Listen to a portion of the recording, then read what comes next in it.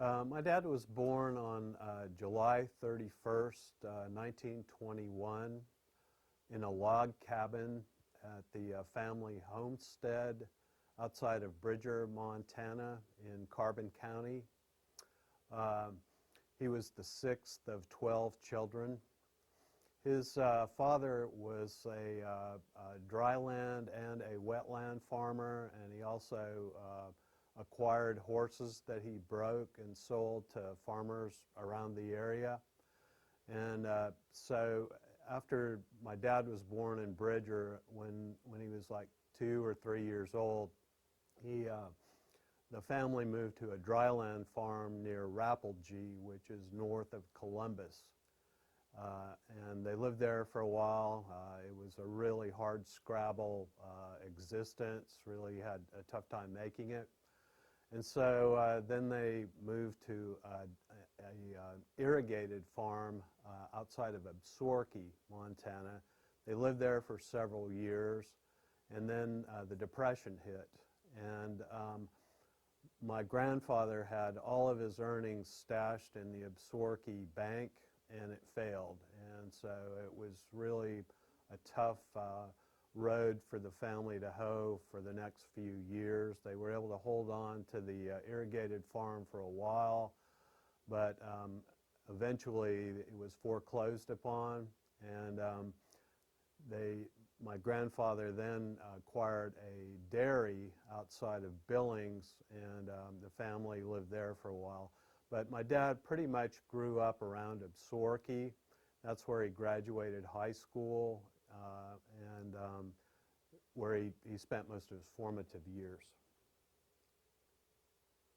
When did your father enlist in the U.S. Army Air Corps, and why the Air Corps? It was, he was 19 years old. It was on December 3rd, 1940. And when he was a young child, he saw an airplane flying overhead on that dryland farm. And from that point on, my dad was just hooked on the concept of flight, and he always wanted to fly. And so the Army Air Corps was just a logical extension of that. How did your father train for the Doolittle raid? Well, after he enlisted, he was sent over to McCord Field near Tacoma, Washington, and he said basically he learned how to march there. Once he got through basic training, he was assigned to the 95th Bomb Squadron, which was part of the 17th Bomb Group, and he was assigned to be a mechanic on the B-18 Bolo bomber. And then as time went on, he gained some experience being a mechanic, and he started working on B-23s as well. Several months later, he was selected along with 3 other guys from different squadrons to go to Lincoln, Nebraska for airplane mechanics school, and he was there for an additional several months. In fact, they were there on December 7th, 1941, when Pearl Harbor was bombed, and Dad and his mates were at a movie, and they came outside the theater, and obviously the town of Lincoln was just abuzz with the bombing, and they all looked at each other and they said, "Where's Pearl Harbor?" A few weeks later, he finished that training. He went back up to the Pacific Northwest, was at Pendleton Field for a while, and then later they were assigned to go to Columbia, South Carolina. This was in early 1942.